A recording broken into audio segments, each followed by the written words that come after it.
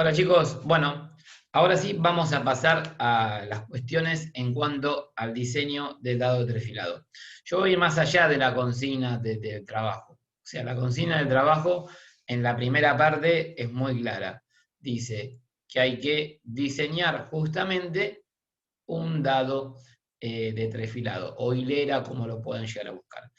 Para eso yo les di un archivo que justamente es de una universidad, que no es del país, de Centroamérica, donde da detalles de las condiciones, de las tablas a las que hay que referirse para hacer ese diseño.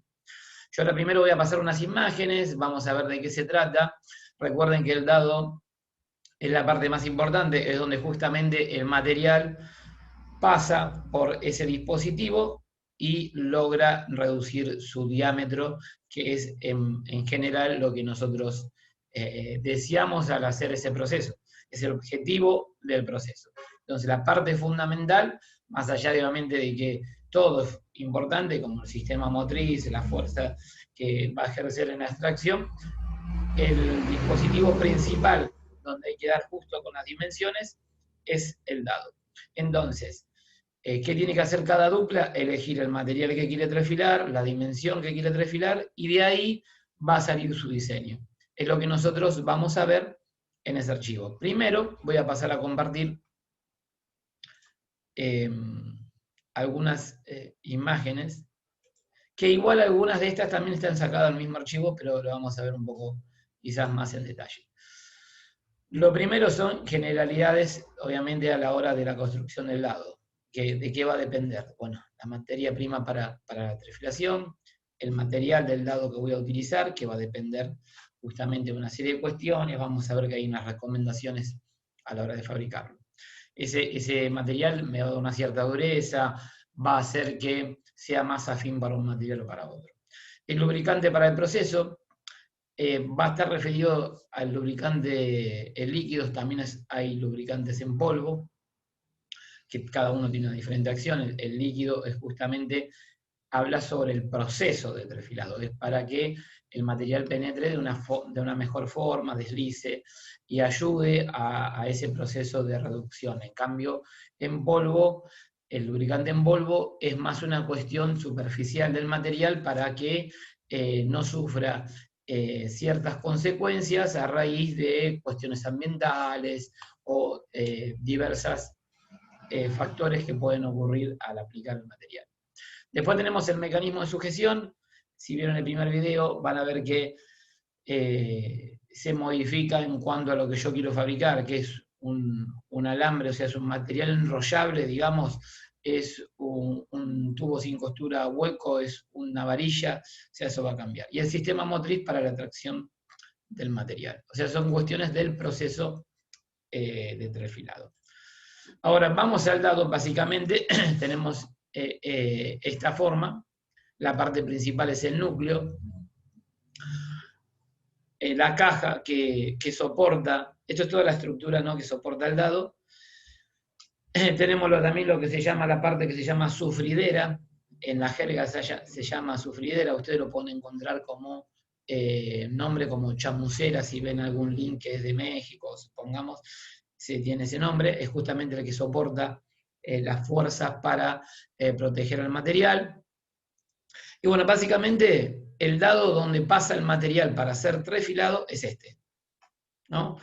Acá tenemos otra vista de los diferentes ángulos que suceden en el interno de estos diámetros, que hacen, por ejemplo, acá la entrada de material, la salida del mismo, acá la reducción fina, y ahora vamos a ver un poco en detalle qué es cada una de estas cuestiones. Ven, acá tenemos las zonas básicas del trefilado, del dado, perdón, del trefilado. Voy a agrandar un poquito más para que se vea. Parte A. Es un cono de entrada que permite el hilo, alambre y el lubricante penetrar suave y adecuadamente en la zona de reducción. B es la zona de reducción donde el alambre se deforma para reducir su diámetro. C es la parte cilíndrica para el calibrado del alambre, de la medida final del alambre, o sea, la parte fina la que nos termina dando esa dimensión. Muy importante, o si bien es todo importante, chicos, B y C son las que nos dan las dimensiones del material. Y D es el cono de salida del mismo.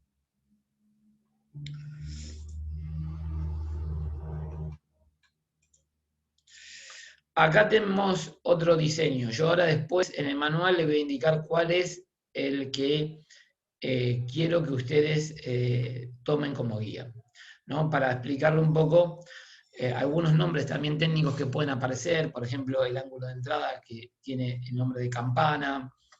Acá vemos la zona de formación. Este ángulo es de los más importantes a la hora de tener que calcularlo.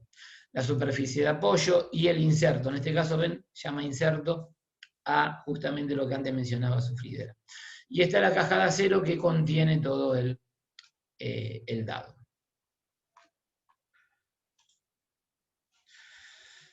En este caso vemos un diseño, el diseño de la caja completo para que vean el desglose. Si ustedes van a ver acá, el dado es esta parte cilíndrica, ¿no? Que interna tiene sus inclinaciones para lograr la deformación deseada. Esta es la caja que lo contiene al dado de trabajo, ¿no? Para que después pueda ser colocado en la estructura de trabajo. El O-ring justamente está por un tema del lubricante, junto a la tapa de refrigeración, y acá vemos los conductos por los cuales ingresa ese lubricante, ¿no? Para que no tengamos pérdidas de lubricante. Así que básicamente se trata de esto, toda la caja del lado de refrigeración. Ahora bien, vamos a achicar la imagen. Estas imágenes ustedes las tienen en el archivo. Y ahora voy a pasar un par de tablas que vamos a ver más adelante, ¿no? En el archivo completo. Pero el diámetro, perdón. Algunos de los tablas que van a tener, por ejemplo, en este caso es el diámetro y alturas que corresponden a la dimensión de la caja, que ahora vamos a ver cuando detallemos el documento, que les van a ayudar a ustedes a hacer ese diseño. Ven que están acorde a un diámetro de salida. El material, en esta tabla, ustedes van a ver que está sujeto a ciertos criterios de selección. Hay 3 recomendables. Después depende del material que estemos trabajando. Van a ver unos u otros. Por ejemplo, acá el acero K100, quizás es más conocido en la jerga industrial, lo que utilizan más en zonas de matricerías, ese tipo de trabajo. Pero después también tenemos el de tungsteno y el policristalino. Y cada uno van a tener que ver su ventaja y su desventaja a la hora de la selección. Y esta tabla es que le da esos datos en cuanto a disponibilidad, costo. Igual recuerden algunas cosas, chicos, que si bien obviamente si es costo va a ser para todos lados igual, algunas cosas están vinculadas a lo que son factores en ese país, México. Facilidad de fabricación, durabilidad, eso sí puede estar en líneas generales para todos, ¿no? Pero tienen los criterios y saben que hay 3 tipos de materiales importantes a la hora de fabricar el dado. Después tenemos los mecanismos de sujeción del material, cómo queremos que sea, si es portabroca, mordaza, si la tercera alternativa, que es el equipo está soldado, o sea, va a depender también del material que nosotros queramos fabricar, más allá de la ponderación que se le dé en este esquema. Y acá tenemos también los lubricantes, ¿no? Que son los diferentes aceites. Acá un tipo de grasa y un tipo de aceite. Generalmente se usa más emulsión en aceite para que el material penetre por el lado. En esta parte de recomendaciones, que yo también la compartí con ustedes, van a ver que está sujeto a lo que es barras, no a lo que es alambre. Dice el equipo trefilado, bueno, realiza conformado en frío y está hablando de materiales de una cierta dimensión. O sea que yo lo compartí para que lo tenga como generalidades de ese tipo de proceso, pero que va a cambiar acorde al material. Ahora bien, Sí vamos a pasar al archivo, del cual tienen que guiarse ustedes.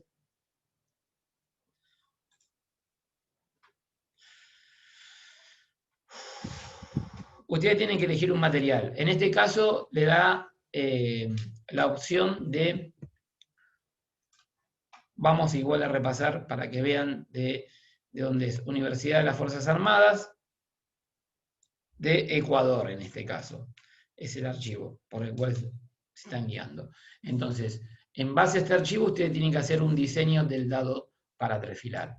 ¿De cuál diseño se tienen que tomar en cuenta? Del que está en la página 3, que es este que está acá, que ahora voy a agrandar.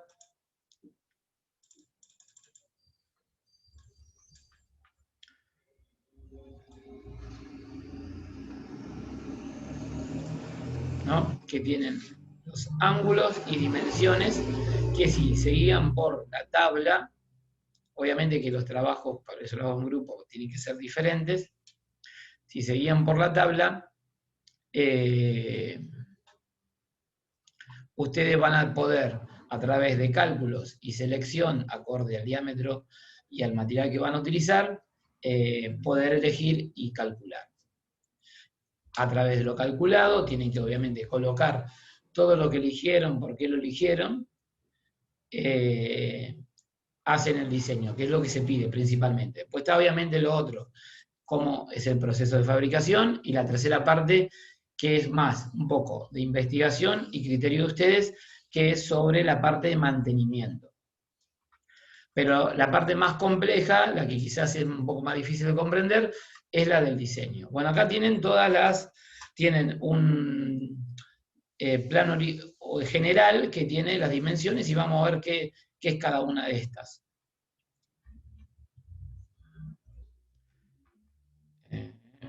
Voy a checar un poquito porque está muy grande.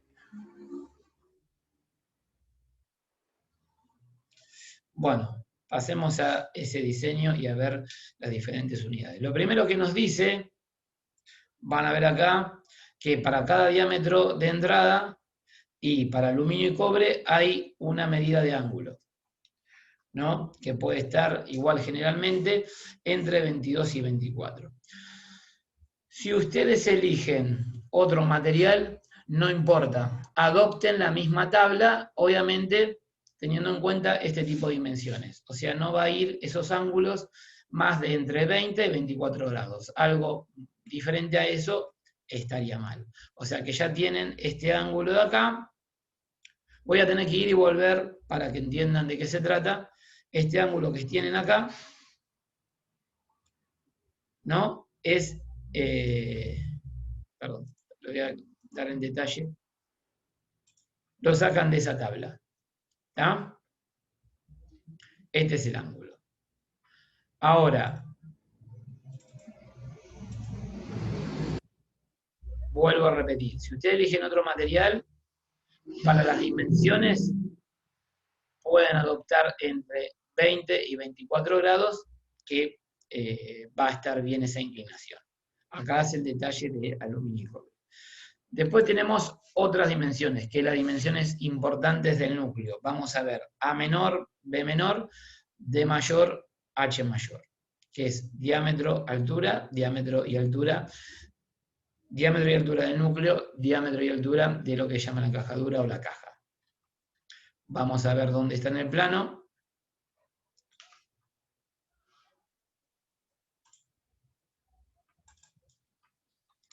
Acá tienen esta dimensión, esta dimensión, esta dimensión y esta dimensión de acá. Estas cuatro las sacan a través de tabla. También, más allá del material que ustedes utilicen, si trabajan entre estos diámetros, van a tener cuál es la dimensión de las alturas y diámetro del núcleo, diámetro del núcleo y de la caja. Lo sacan por tabla. O sea que van acá y ya tienen gran parte de la construcción hecha. Tienen el ángulo y tienen las cuatro dimensiones de la caja y del núcleo. ¿Qué nos queda por ver? Bueno, H1 y Z que lo van a ver más abajo.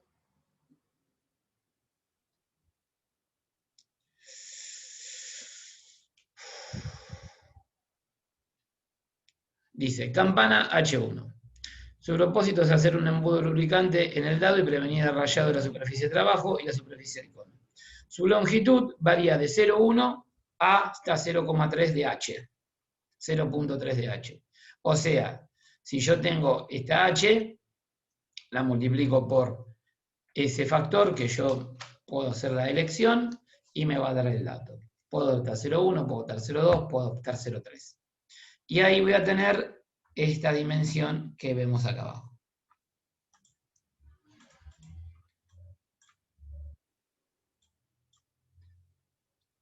que es H1. ¿Estamos? Adopto un valor de coeficiente que no pase entre esos valores y lo multiplico. Con Z va a pasar algo parecido. No, esa es la altura de la campana. Recuerden que la campana era el ángulo de ingreso del material. No me puedo ir más de esa dimensión. Ahora Z, donde tenemos el cono de reducción, ¿cómo lo saco? Bueno, más abajo me dice también. Voy acá y dice, aproximación Z, es una abertura en forma de cono donde ocurre el proceso de trefilado. Su longitud es de 0,4 entre 0,4 y 0,6 de H. Otra vez, depende el H del material, o sea, H es la altura que yo elegí, puedo elegir cualquiera de estos tres datos, 0,4, 0,5, 0,6, 0,52, 0,54, elijo cualquiera, lo multiplico por el H, supongamos que es 40, bueno, lo multiplico por 40, y me va a dar ese valor, este valor de Z que tenemos acá, que vuelvo a compartir con ustedes. Entonces ya tienen casi todas las dimensiones que necesitan a la hora de diseñar el dado. Básicamente se trata de eso, elegir un material, ¿no? Elegir una dimensión. Como dije antes, si eligen otro tipo de material lo pueden hacer, no hay problema, se basan de la misma tabla, nada más le va a modificar en el valor de los ángulos, pero no es mucha la modificación. Siempre se trabaja entre esos valores. Lo que va a modificar obviamente sí es el diámetro que yo elija para la reducción, ¿no? Por eso digo, cada grupo tiene que tener sus dimensiones para hacer su cálculo y que su dado de trefilado sea diferente. Pero ustedes tienen que diseñar este, donde ya todos los datos lo tienen. Es más, tienen el dato...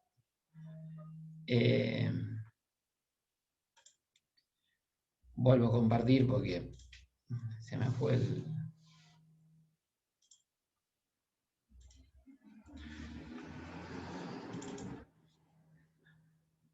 lo cerré sin querer.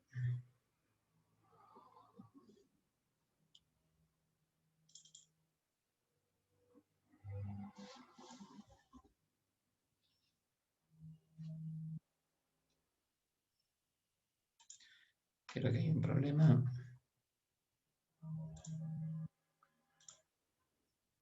Ahora sí. Bueno. Así que ahí ya tienen todas las dimensiones. Para sacar las fuerzas, hay un dato más que quiero que vean acá, dice el núcleo. Como su nombre lo indica, en la parte central y principal del dado, es decir, es la que realiza el trabajo de trefilado, este núcleo es de acero K100. En esta parte es donde se encuentran los ángulos de entrada como de la salida. Y acá van a ver algunas cuestiones de la fuerza. Primero hace un detalle de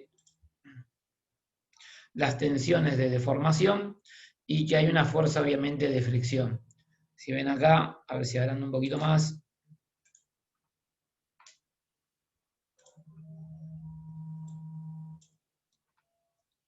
Ven, acá tenemos las tensiones y la fuerza de rozamiento. Con los diferentes datos y tablas yo puedo sacar también el esfuerzo de trefilado, ¿no? Que tengo en este punto. ¿Cómo lo saco? Y bueno, voy más abajo y voy viendo dato por dato de qué se trata.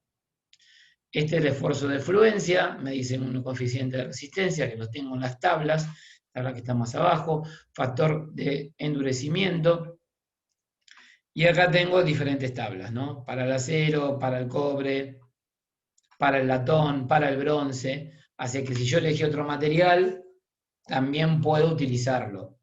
¿Está? Obviamente, si elijo algo muy diferente a lo que hay en tabla, obviamente que se me va a complicar para hacer el cálculo.